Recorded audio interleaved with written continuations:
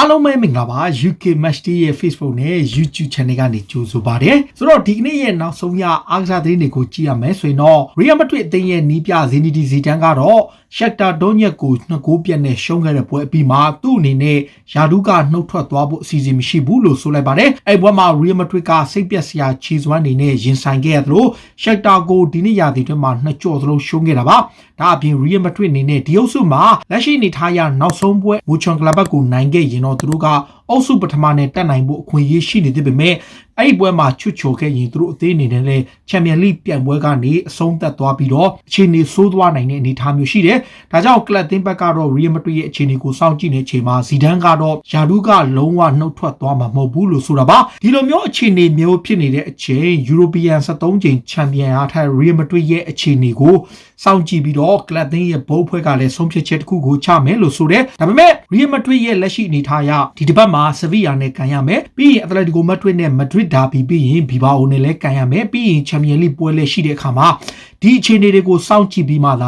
ာကလပ်တင်းဘက်ကဆုံးဖြတ်ချက်တစ်ခုခုချသွားမယ်လို့ဆိုတာပါအင်္ဂလန်နိုင်ငံမှာ lockdown ကိုဒီဇင်ဘာ2ရက်နေ့မှာစတင်ဖြေပြီးတဲ့အချိန်မှာအားကစားပြိုင်ပွဲတွေနဲ့ဘောလုံးပွဲတွေမှာပေးသက်တွေစပြီးပါဝင်ခွင့်ရမယ်ဆိုတော့ပထမဆုံးပါဝင်ခွင့်ရမယ်အသင်းက League 2 side က Carlis အသင်းပါဒီအသင်းကပေးသက်2000ပါဝင်ခွင့်ရပြီးတော့သူတို့အင်္ဂါနေ့ညမှာစကန်မယ်ဒါပေမဲ့ဒီနေရာမှာပြောထားတာကအင်္ဂလန် Premier League နဲ့ကလပ်တင်းတွေအားလုံးအတွက် lockdown ကာလမှာသူတို့ဘက်ကအစိုးရကချမှတ်ထားတဲ့စီမံနေရှိတယ်သူပြပေးသက်တွေကိုကွင်းနဲ့ဝင်တဲ့အခါမှာmaster ရမယ် temperature တိုင်းရမယ်ဒါအပြင်ကွင်းနဲ့ရောက်လာတဲ့အခါမှာလဲသူတို့ဘေးကိုရောက်လာတဲ့သူတို့ရှီကိုသူတို့နားကိုရောက်လာတဲ့ဘောလုံးတိုင်းကိုကင်ခွင့်မရှိဘူးဒါအပြင် player နဲ့နီးကွက်စာနေလို့မရဘူးကစားမတွေကိုလက်မှတ်ထိုးခိုင်းတာတွေဓာတ်ပုံရိုက်တာတွေမလုပ်ရဘူးလို့ပြောထားလို့ပွဲအပြီးတဲ့အခါမှာလဲသူတို့အနေနဲ့ကစားမတွေကိုဝန်းရံတာတွေပွဲတဲမှာသချင်းဆိုတာတွေ hit အားပေးတာတွေလှုပ်ဆောင်ခွင့်မရှိဘူးဆိုပြီးတော့ဆိုရဘက်ကချမှတ်ထားတယ်ပွဲတဲမှာလဲ social distance rule နဲ့ပဲသတ်မှတ်ထားတဲ့ပုံစံတိုင်းနေရာပေးထားပြီးတော့အားပေးရမှာဖြစ်လို့ဒါအင်္ဂလန်နိုင်ငံနဲ့ဒီ Britain နိုင်ငံအတွင်းက Premier League ပွဲစဉ်တွေနဲ့ Outland League ပွဲစဉ်တွေကိုဒီဇင်ဘာ2ရက်နေ့ကစပြီးပေးသက်တွေပေါဝင်ခွင့်ရမယ်။သတ်မှတ်ထားတဲ့နေရာတွေမှာတော့ဝင်ခွင့်ရမယ်အချိန်မှာတချို့ကလပ်တွေကတော့ဝင်ခွင့်မရသေးပေမဲ့တချို့ကလပ်တွေကတော့အများဆုံး2000ထိပါအစိုးရကသတ်မှတ်ထားတာက4000ဆိုပေမဲ့4000ကတော့ကိုဗစ်ကင်းစင်ဆုံးနေရာဖြစ်ပေမဲ့အခုလောလောဆယ်မှာ Britain တနိုင်ငံလုံးက69%က2000ထိပဲအများဆုံးပေးထားတဲ့အတွက်ကြောင့်ဒါပေးသက်2000ကိုကွင်းထဲမှာစပြီးဝင်ရမှာပဲ။နောက်တစ်ခုကတော့အခုဘာစီလိုနာအသင်းကလည်းဇန်နဝါရီကာလမှာအသင်းရဲ့ဥက္ကဋ္ဌရွေးကောက်ပွဲကျင်းပမယ်ရွေးကောက်ပွဲမပြီးမချင်းသူတို့အနေနဲ့ဘယ်သူကိုမှခေါ်ယူသွားဖို့ဆုံးဖြတ်ချက်ချမှာမဟုတ်သလိုဘာစီလိုနာရဲ့ရွေးကောက်ပွဲကဇန်နဝါရီ24ရက်နေ့မှာကျင်းပမှာဖြစ်ပြီးတော့အဲ့ဒီဥက္ကဋ္ဌရွေးကောက်ပွဲမှာအနိုင်ရတဲ့ဥက္ကဋ္ဌကသာဥဆောင်ပြီးတော့ transfer market မှာကစားမတွေခေါ်ယူဖို့ကိုအဓိကလှုပ်ဆောင်မှာဖြစ်ပြီးတော့အဲ့ဒီမတိုင်မီမှာသူတို့အနေနဲ့ဘာဆုံးဖြတ်ချက်မှချသွားမှာမဟုတ်ဘူးလို့ဆိုထားပါတယ်ဘာစီလိုနာရဲ့လူငယ်ကစားမလေး Ricky Puig ကိုတော့စောင့်ရဒီကာလမှာအငှားချဖို့ကလပ်ကပြင်ဆင်နေပါပြီ Ricky Puig ကအစောပိုင်းတုန်းကအသင်းမှာဆက်နေဖို့ကြိုးစားခဲ့ပေမဲ့နောက်ပိုင်းမှာတော့ Ronald Koeman ရဲ့အသင်းမှာပါဝင်ခွင့်မရတဲ့အခါသူ့ကိုအငှားချတော့မယ်သူကိုယ်တိုင်ကလည်းအသင်းမှာပါဝင်ခွင့်ရနိုင်မဲ့အခွင့်အရေးအတွက်လက်ချက်ရာသီဝက်ကိုသူအငှားသွားကစားဖို့စဉ်းစားထားတဲ့အတွက်ကြောင့်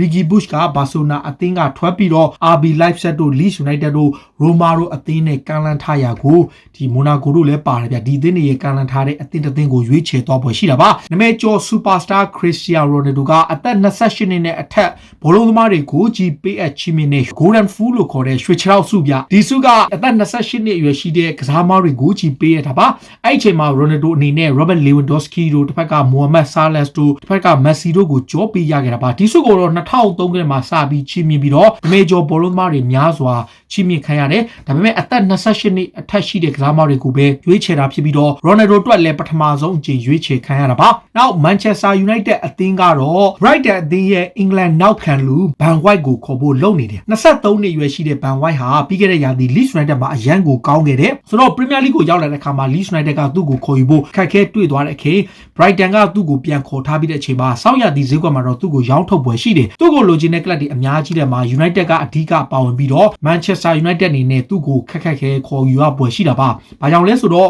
Brighton ကသူတို့ရဲ့ကစားမကိုပေါင်55သန်းထိဈေးသတ်မှတ်ထားပြီးတော့အဲ့ဒီကြေးပေးနိုင်ရင်ရောင်းချမယ်လို့ဆိုထားပါတယ်။ United ဟာတစ်ချိန်တည်းမှာပဲပြင်သစ်ကလပ် Rennes ကကွင်းလေကစားမ Camavinga ကိုလည်းခေါ်ခြင်းနဲ့အသက်18နှစ်ကျော်18နှစ်ထဲဝင်လာပြီဖြစ်တဲ့ပြင်သစ်လူငယ်ဖန်တီးရှင်ကစားမလေးဟာလက်ရှိပြင်သစ်လိရဲ့အကောင်းဆုံးကွင်းလေကစားမဖြစ်သတ်မှတ်ခံထားရသူပါ။ United ကသူ့ကို ခေါ်ဖို့လုပ်တဲ့အချိန် Real Madrid တို့တခြားထိပ်တန်းကလပ်တွေကလည်းစိတ်ဝင်စားနေတယ်ကျွန်တော်တို့ report တွေရ United ကသူ့ကိုပေါင်45 သန်းတဲ့တောင်ခေါ်နိုင်ဖို့အတွက်တော်တော်လေးကိုနီးစပ်နေတယ်လို့ဖော်ပြတော့ Real Madrid ကလည်းဒီပြောင်းရွှေ့ကိုမရမကစူးစမ်းသွားမယ်ဆိုပြီးတော့ဖော်ပြထားတဲ့အတွက်ကြောင့် United နဲ့ Real Madrid တို့အားပြိုင်ဖို့ရှိတာပါဒီ Mönchengladbach အသင်းရဲ့ကွင်းလေကစားမ Zakaria ဆိုတဲ့ဒီ24နှစ်အရွယ်ကစားမဒီကစားမကအခုဒီနှစ်ရာသီ Mönchengladbach မှာတော်တော်ကိုကောင်းတာလက်ရှိနေထားရသူ့ကို Tottenham Hotspur ရဲ့ United ရဲ့ City ရဲ့ CDA က Juventus အပါအဝင်ထိပ်တန်းအသင်း9သင်းလောက်ကမ်းလှမ်းထားတဲ့ဂျာမန်ကလပ်ကတော့သူတို့ရဲ့ကစားမကိုဆက်ထိန်းထားဖို့ကြိုးစားသွားမှာဖြစ်ပေမဲ့တကယ်လို့များစောင်းရသည့်ဈေးကွက်မှာထိုက်တဲ့ပြောင်းရွှေ့ခြင်းမျိုးရလာခဲ့ရင်ရောင်းထုတ်သွားဖို့အသင့်ရှိတယ်လို့ဆိုထားပါတယ်ဆိုတော့ဒီကစားမရဲ့တန်ကြေးကိုတော့ Mönchengladbach ကပေါင်တန်း40နဲ့တန်း50ကြားမှာဈေးသတ်မှတ်ထားတယ်တစ်ဖက်မှာလည်း Tottenham Hotspur က FA Cup မှာသူတို့ရင်ဆိုင်ရမယ့်ကလပ်အသင်းတစ်သင်းရှိတယ်အဲ့ဒါက Non-League Marine ဆိုတဲ့အသင်းလေးဒီအသင်းလေးက Spa လို့အသင်းမျိုးနဲ့ကန်ခွင့်ရတဲ့အခါမှာကလပ်အသင်းကငွေတွေအများကြီးရတော့မယ်ဒါပေမဲ့တစ်ဖက်မှာလည်းသူတို့အနေနဲ့ပြဿနာတက်နေတာကသူတို့ရဲ့ဘောလုံးကွင်းကိုကိုဗစ်ကင်းစင်တဲ့ဘောလုံးကွင်းတစ်ခု standard မျိုးရှိအောင်သူတို့အရင်လုပ်ရမယ်ပြောချင်တာက Premier League ကကွင်းတွေမှာရောပေးသက်ပေါဝင်ကြီးရတဲ့ကွင်းတိုင်းကွင်းတွေအားလုံးမှာကိုဗစ်ကင်းစင်တဲ့သတ်မှတ်ချက်စံနှုန်းတွေရှိမှသာလျှင်ကျင်းပဝင်ရမှာတကယ်လို့များ Marine အသင်းကတကယ်လို့အဲ့သတ်မှတ်ချက်တွေကို Premier League ကချမှတ်ထားတဲ့စီးကမ်းတွေတိုင်းမရှိရင် Tottenham Hotspur နဲ့ကံမဲ့ FA Cup ပွဲကိုတော့သူတို့ကဂျားကွင်းမှာသွားကန်ရဖို့ရှိပြီးတော့ဒါသူတို့အတွက်လည်းဝင်အများကြီးရော့သွားနိုင်တယ်။ချိန်နဲ့မှာပဲ Tottenham ဟာ Inter Milan ရဲ့နောက်ထပ်လူရှမ်းညာကိုခေါ်ခြင်းနဲ့စောပိုင်းတော့ကတော့ကျွန်တော် Milan Skriniar လို့ခေါ်ပေမဲ့သူက Skriniar လို့ခေါ်တယ်ဗျ။ဒီကစားမက Inter Milan မှာနောက်ပိုင်းမှာ Antonio Conte ကတောက်လျှောက်ပြန်သုံးနေတယ်။ဒါပေမဲ့ Spurs ကသူ့ကိုစိတ်ဝင်စားစေပြီးခဲ့တဲ့နွေရာသီတွေကပေါင်တန်း90လောက်ထိတိုးပြီးပေးချင်တယ်ဒါပေမဲ့ Tottenham Hotspur ရဲ့တောင်းဆိုမှုကို Spurs က65တန်းထိတောင်းနေတဲ့ကြောင့်သူတို့အဆင်မပြေပဲဖြစ်ခဲ့တယ် Spurs လိုချင်တဲ့ကစားမကို Daniel Levy ကိုယ်တိုင်ကလည်းဆက်ပြီးစိတ်ဝင်စားနေသလိုသူတို့အနေနဲ့မော်ရီညိုတောင်းဆိုတဲ့ခံစစ်မှုတယောက်ကိုစောင်းရသည့်ကာလမှာအရခေါ်ယူပေးဖို့ထပ်ပြီးကြိုးပမ်းသွားပဲရှိလို့ဆိုတာပါတခါ Juventus အသင်းကလည်း Chelsea ရဲ့ဂါမနှစ်ယောက်ဖြစ်တဲ့ Emerson နဲ့ Olivier Giroud ကိုလိုချင်တဲ့ Juventus ကနီးပြ Andre Pirlo ကဘယ်နောက်ခံလူ Emerson ကလက်ရှိမှာ Sandro အပါအဝင်တခြားကစားမတွေက struggle ဖြစ်တဲ့ခါမှာဘယ်နောက်ခံလူကိုလိုချင်သလိုဖက်ကလည်း Giroud ကတော့သူ့ရဲ့ plan B အနေနဲ့တိုက်စစ်မှုတယောက်အနေနဲ့လိုချင်တာပါ Olivier Giroud ကိုလိုချင်တဲ့ club တွေအများကြီးထဲမှာ Inter Milan လည်းပါတယ်ဒါပေမဲ့ Juventus ကတော့အရလိုချင်နေပြီးတော့တိုက်စစ်ပိုင်းအတွက်အားဖြည့်ချင်နေတယ်လို့ဆိုတာပါ Arsenal တင်းရဲ့နီးပြ Mikel Arteta ကလည်းခုနောက်ပိုင်းမှာသူ့ရဲ့စိတ်ကြိုက်ကစားကွက်ဖြစ်တဲ့ 4-3-3 formation ကိုပြောင်းလဲဖို့အတွက်သူကြိုးပမ်းနေတယ်လို့ပြောထားတယ်ဒါပေမဲ့သူ့အနေနဲ့အဲ့ဒီကစားကွက်မှာလုံလောက်တဲ့ခြေစွမ်းလုံလောက်တဲ့အဆင့်တန်းမျိုးကစားနိုင်မဲ့ကစားသမားမျိုးတွေလိုအပ်နေသေးတယ်လို့အသင်းကိုသူကတောင်းဆိုထားတယ်ပြောချင်တာက transfer market မှာသူလိုချင်တဲ့ 4-3-3 formation မှာအံဝင်နိုင်မဲ့ကစားသမားတွေကိုခေါ်ခွင့်ပေးပါဆိုပြီးတော့ Mikel Arteta ကတောင်းဆိုထားတာပါ Arsenal တင်းရဲ့ကန်ဝင်အသင်းကောင်းဆောင်ဟောင်းဖြစ်တဲ့ Patrick Vieira ပေါ်လက်ရှိပြင်သစ်ကလပ် Nice အသင်းမှာနီးပြအဖြစ်ကင်တွယ်နေတဲ့သူကတော့လက်ရှိမြောက်လန်ဒန်မှာကစားခွင့်မရဘဲအငှားထွက်ဖို့လုပ်နေတဲ့လူငယ်နောက်ခံလူလေး William Saliba ကိုလိုချင်တဲ့ Vieira အနေနဲ့သူ့ရဲ့ကလပ်ဟောင်းကသူ့ကိုအငှားချဖို့ယုံကြည်နေသလိုသူ့ရဲ့ခြေစွမ်းပိုင်းတိုးတက်အောင်ကိုလည်း Vieira ကဆောင်ရွက်ပေးဖို့ကြိုးပမ်းနေတဲ့အချိန်မှာဒီ Nice က William Saliba ကိုအရခေါ်ယူနေတာလည်းဖြစ်ပါတယ် Scotland Club Ranger ကိုပြောင်းဖို့ရှိနေတဲ့ Watson ကထွက်လာတဲ့ကွင်းလေကစားမ Jack Wilshere ကတော့ခုချိန်ထိမရေရာမသေးကြမှုတွေအများကြီးရှိတယ်စောပိုင်းတုန်းကတော့ဥရောပကိုပြောင်းမယ်လို့သတင်းထွက်ထားပေမဲ့အခုနောက်ဆုံးမှာသူ့ရဲ့ Club House Arsenal ကိုပဲပြန်လဲပြောင်းရွှေ့ပွဲရှိတယ်လို့ report တွေမှာဖော်ပြထားတယ် Ranger ရဲ့နီးပြ Steven Gerrard က Jack Wilshere ကိုလိုချင်တယ်ဒါပေမဲ့ပြဿနာကကစားမကိုယ်တိုင်ကမြောက်လန်ဒန်ကလပ်သူ့ရဲ့ကလပ်ဟောင်းကိုပဲပြန်ချင်နေတဲ့အခါမှာ Arsenal တင်းကိုပြန်ရောက်သွားပွဲရှိတယ်လို့ဆိုပါတယ်။နောက် Chelsea တင်းကလည်းပိတ်သက်တွေကိုစပြီးတော့ဝင်ခွင့်ပေးတဲ့အခါမှာLeeds United နဲ့ပွဲဟာ Chelsea အတွက်ပထမဆုံးပိတ်သက်ဝင်ခွင့်ရမယ့်ပွဲဒါပေမဲ့ကလပ်တင်းဘက်ကအဲ့ Leeds United နဲ့ပွဲကိုလက်မှတ်ခဈေးနှုန်းကိုပေါင်85ပေါင်ထိဈေးသတ်မှတ်လိုက်တယ်အဲ့အတွက်ကြောင့် Chelsea ပိတ်သက်တွေတော်တော်များများကစိတ်ဆိုးနေတယ်ကလပ်တင်းနေနဲ့ပိတ်သက်1000ကိုနာမည်နဲ့အတိအကျစနစ်တကျချပေးတာတော့မှန်တယ်ဒါပေမဲ့85ပေါင်ဆိုတာကတော်တော်များတယ်ဆိုပြီးတော့သူတို့ဘက်ကဝေဖန်ထားတယ်တစ်ချိန်တည်းမှာပဲပိတ်သက်2000ကြီးခွင့်ရထားတဲ့အခါမှာ Leeds United နဲ့ပွဲကို85ပေါင်ချထားတဲ့အချိန် Chelsea ဟာကွင်းထဲမှာရှိတဲ့မိသားစုဝင်တွေရဲ့ ticket တွေကိုသူတို့ shortပြီးတော့ဒီနေရာမှာပေးသက်တွေကိုပုံမဝင်ဝင်ရအောင်လဲသူတို့လုပ်နေတယ်ဒီက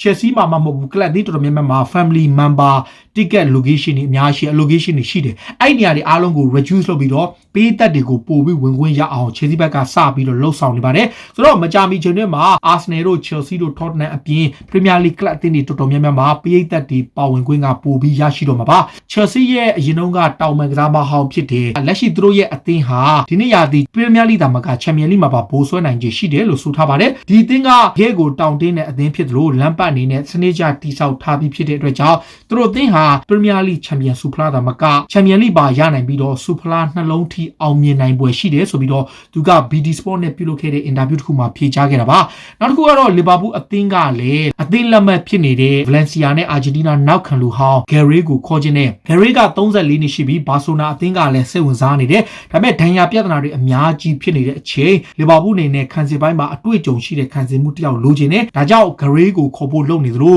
သူကိုယ်တိုင်ကလည်းအသင်းအသစ်မှာပြောင်းရွှေ့ကစားခြင်းတဲ့အခါမှာဘာစီလိုနာနဲ့လီဗာပူးကြောင့်ကိုသူဆွေးနွေးမှုသူစောင့်စားနေပြီးတော့သူ့အနေနဲ့တရားဝင်ကမ်းလှမ်းမဲ့အသင်းကိုရွေးချယ်သွားဖို့ရှိတယ်လို့ဆိုပါတယ်မန်ချက်စတာစီးတီးက IS ကဘယ်နောက်ခံလူတာဂလီယာဖီကိုစောင့်ကြည့်နေတယ် IS နဲ့လီဗာပူးနဲ့ပွဲမှာမန်စီးတီးတာဝန်ရှိသူတွေကကိုယ်တိုင်သူ့ကိုစောင့်ကြည့်ခဲ့ပြီးတော့သူ့ရဲ့ခြေစွမ်းပိုင်းကိုလေ့လာပြီးမကြာမီချင်းနဲ့မှာစီးတီးတို့ခေါ်ဖို့လုပ်တယ်စီးတီးကနွေရာသီတုန်းကတာဂလီယာဖီကိုအရခေါ်ယူဖို့လုပ်ခဲ့တာဒါပေမဲ့နောက်ဆုံးမှာအပြောင်းရွှေ့ကပြက်ပြဲပြီးတော့သူတို့မရခဲ့ပေမဲ့နောက်ထပ်တစ်ချိန်ထပ်ပြီးခေါ်သွားဖို့ရှိတယ်လို့ဆိုပါတယ်နောက်ဝက်ဆန်တင်ကလည်းပရီးမီးယားလိမှာအဆင့်9ရအောင်စွမ်းဆောင်ပေးထားတဲ့နီးပြဒေးဗစ်မွိုက်စ်ကိုတက်တန်းတိုးဖို့လုပ်နေပြီးဒေးဗစ်မွိုက်စ်လက်ထက်မှာဝက်ဆန်ရဲ့ကစားပုံတည်တာတိုးတက်လာလို့ခြေစွမ်းပိုင်းကောင်းလာပြီးအသင်းရဲ့ရလက်ပိုင်းတွေတိုးတက်မှုကြောင့်သူ့ကိုတက်တန်းတိုးဖို့လုပ်နေတာလည်းဖြစ်ပါတယ်ဒါတွေကတော့စိတ်ဝင်စားစရာနောက်ဆုံးရအားကစားသင်းတွေကိုတင်ဆက်ပေးတာပါခုလိုမျိုးစိတ်ဝင်စားစရာအားကစားသင်းတွေကိုနားဆင်နေတဲ့ကြည့်ရှင်တော့ UK Match Day ရဲ့ Facebook နဲ့ YouTube Channel ကို follow လုပ်ထားပါလို့တောင်းဆိုရင်းနဲ့ဒီနေ့ရဲ့အစီအစဉ်ကိုဒီမှာပဲဆုံးသက်ပါစေအားလုံးကိုကျေးဇူးတင်ပါဗျာ